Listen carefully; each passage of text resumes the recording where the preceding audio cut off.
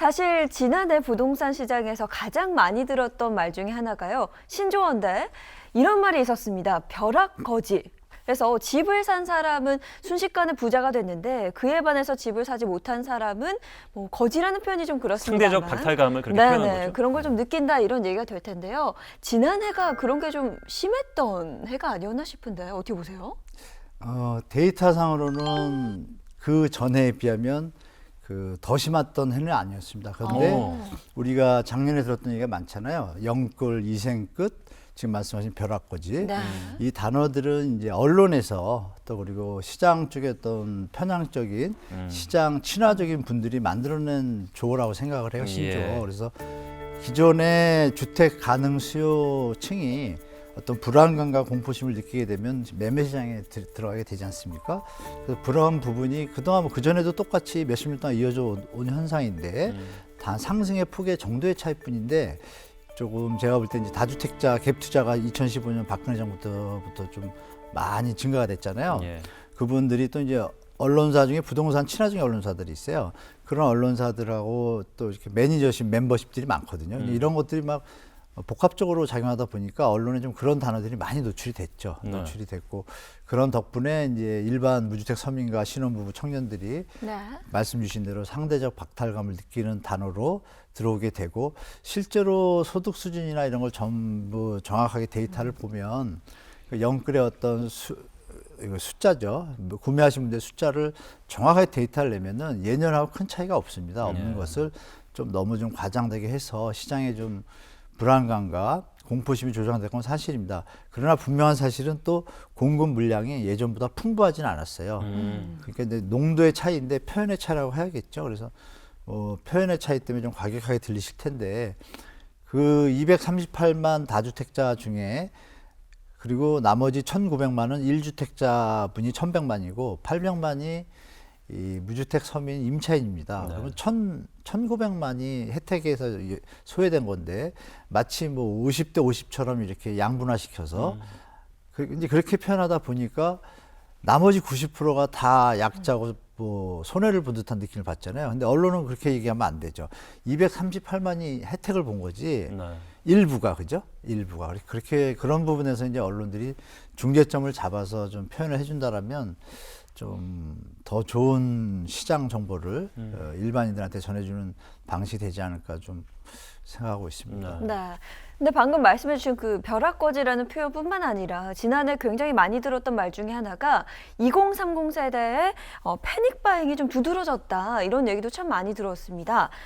서울 아파트 매입에서 30대가 차지하는 비중이 역대 최대를 기록했다. 이런 얘기가 있었거든요. 네, 맞습니다. 근데 이것도 역시나 방금 말씀해 주셨던 공포감 혹은 불안감의 연장선일까요? 네, 그것도 일리지만 수치로는 맞습니다. 네. 왜냐하면 우리가 기억나시겠지만 6월, 7월에 서울 지역 같은 경우에 그 평균 월 평균 매매 거래량이요 아파트만 볼 때 보통 6천에서 8천 사이입니다. 평년. 근데 6월, 7월에 기억나시겠지만 17,000건, 15,000건 급증을 했어요.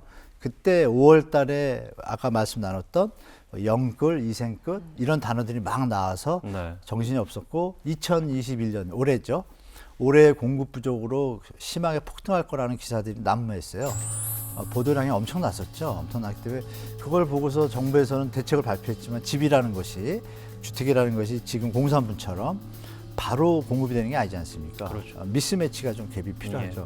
그 부분에 대한 것을 좀 활용하는 측면이 좀 있었고 중요한 점은 또 4월에 총선이 있었잖아요. 총선이 끝나고 국회 개원이 7월이거든요. 7월이면은 5, 6월밖에 시간이 없고 7월이 됐을 때 부동산 관련 법안이 통과될 것들이 전년에 이미 대책을 던졌을 때 종부세나 보유세 법안들이 통과를 못했잖아요.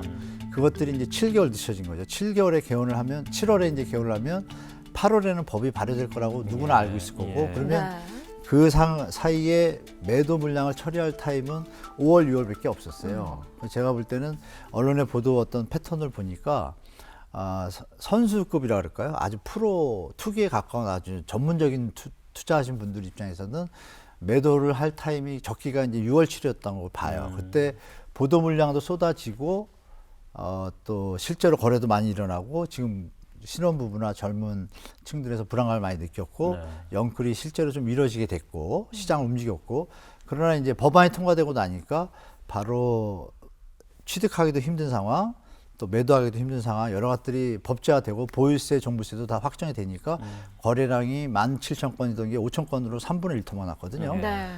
토막난 상태에서 중요한 것은 그게 이제 8월 얘기고 9월, 10월, 11월, 12월 작년 5개월 동안 다 4, 5천 건에서 머물렀습니다. 네. 그러니까 조금 안정을 찾은 건데도 불구하고 언론 기사에서는 지속적으로 계속 불안 쪽으로 좀 유도를 하고 있죠. 그래서 실제로 물량이 조금 요만큼에 있어서 충격이 뭐 10인데 물량이 10이면 충격이 10이 있어야 되는데 언론의 어떤 좀 과장된 보도로 인해 가지고 막 50 정도의 충격을 느끼고 있는 거죠. 네. 우리 저 일반인들이. 그래서 근데 다행인 것은 올해 들어오면서 작년 연말부터 좀 여러 지표들이 이제 좀 안정화하는 추세에 시작하는 예. 지표들이 좀 나타나고 있습니다. 예.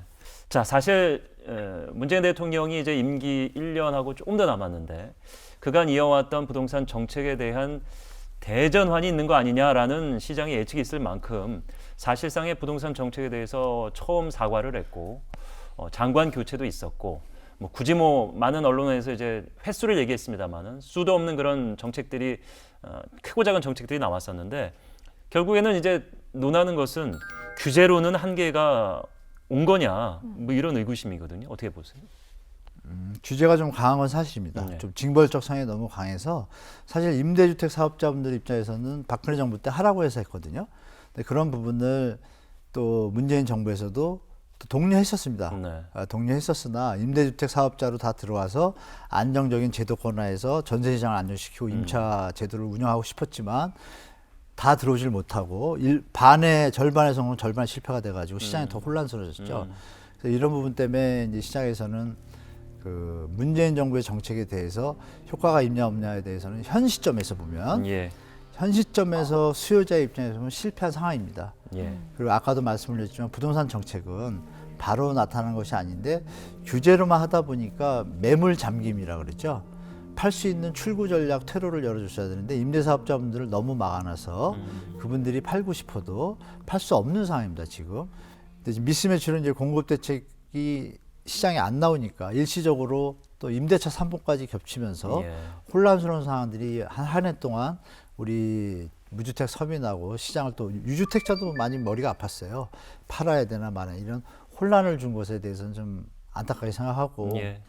이어서 말씀 올리면 정부 정책의 방향과 내용들은 다 정해진 건 확실해요. 한데 그 안에서 문제점이 있다면 바로바로 수정을 해야 되지 않습니까? 아시는 바와 같이 정책은 나왔는데 꼭 어떤 하나 티끌처럼 뭐 사각지대에서 미스가 발생하는 것들이 많아요. 임대차 3법 같은 경우에 실거주 유예 조건 조항을 안 뒀더라면 하는 아쉬움이 많이 있습니다. 그래서 그 부분이 지금도 문제가 되고 있고 임대인과 임차인의 분쟁을 만드는 소지를 또 만든 내용이에요. 그것이. 그것을 명료하게 정부에서 정리를 해줬어야지 임대인과 임차인 분쟁도 없고 예.